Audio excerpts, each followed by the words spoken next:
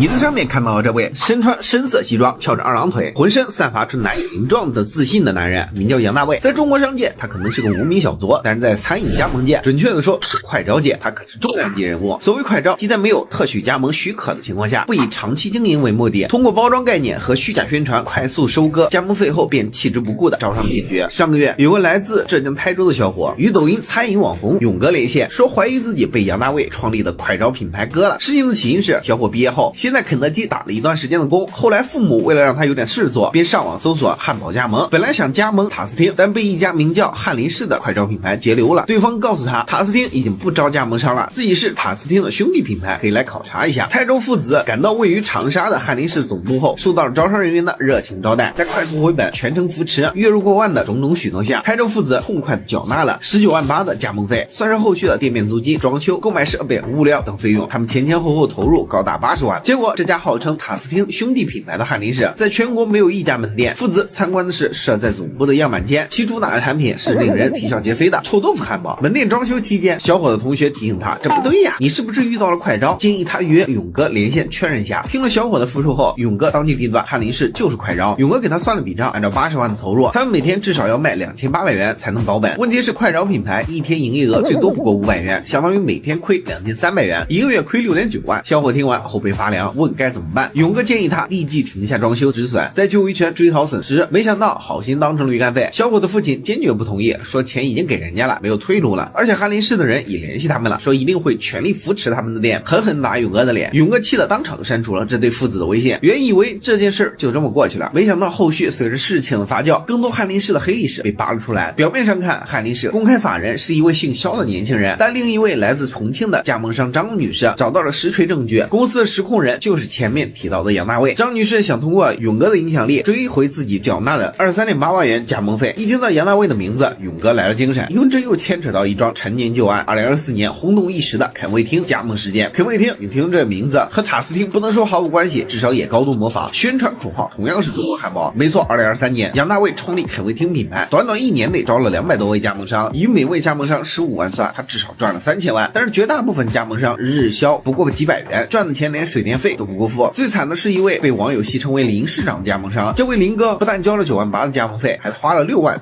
下了区域代理，店没开起来，先给自己弄个官档，成了林市长。不出意外，开业后林市长的店日销100元，每个月暴亏2万5，无奈找勇哥连线，问他该怎么办。勇哥给他指了条明路，收集证据，上诉维权。于是林市长气势汹汹的跑到了肯味厅长沙总部讨要说法。这时无法无天的一幕出现了，林市长被几个工作人员拽到了2楼会议室，在他们严密监控下，对着镜头录了一段和解视频。视频发布后，勇哥被气得当场吸氧。杨大卫也是鬼，一见快招的事越闹越大，干脆来招金蝉脱壳，宣布肯味厅倒闭，宁愿成为失信被执行人也不退加盟费，带着3000万人间蒸发了。直到上个月翰林氏连线后，才拔出萝卜带出泥，杨大卫的名字又一次重见电视。当然翰林氏坚决否认自己是快招，与肯味厅没有任何关系，并且在抖音上与勇哥隔空对线，说要把台州父子店打造成全国的标杆，狠狠打勇哥的脸。8月1日，全国首家翰林氏在台州盛大开业，首日来看热闹的网友在店里排起了长队，第2天客流减半，第3天门可罗雀。探店博主在品尝臭豆腐汉堡后表示很好吃，下次不会再来了。与此同时，重庆的张女士已经带着相关的证据杀到了翰林氏总部，要求退款。据张女士现场爆料，偌大的一家公司已经没人办公了，只剩下法人肖某，说跟自己谈就可以了。目前事件还在发酵中，勇哥已经放话，这次如果不把23.8万元的加盟费退给张女士，他们现在掌握的证据足以把杨大卫、肖某送进去了。最后聊一聊，为什么像翰林氏、肯味厅这样的快招品牌的商业模式并不成立？首先是动机不纯，加盟模式无可厚非，关键是快招品牌往往自己没有门店或者极少门店，通过工人排队花钱买流量，短期内打爆一家店，让潜在加盟商相信自己很赚钱，从一开始就没有想过经营好一个品牌，想的都是快速收一大笔加盟费，最后人间蒸发，再创个新品牌继续骗人。其次是没有供应链，加盟加的是品牌和供应链。蜜雪冰城能这么强，一是品牌溢价高，二是供应链强。加盟商从蜜雪拿货，价格低有的赚，他们所谓的供应链都是从某多多上网购的原料再加价卖给加盟商，压根没有差异化的竞争。最后是不负责任，当99%的加盟商发现不赚钱，问总部讨要说法后，他们往往拿不出任何方案。常用天气太热，过段时间就好，等花术拖延时间，生意一直不好，问多了他们干脆就微信不回，电话不接了，去总部维权也找不到当初做承诺的那个人。在这个时代，守护好手中的现金流远比盲目跟风轻信毫无背书的招商噱头来得稳妥。与其在一夜暴富的神话中耗尽积蓄甚至背上负债，不如认清商业常识，保持理性的旁观，毕竟脚踏实地才是应对对一切未知风险的最好防御。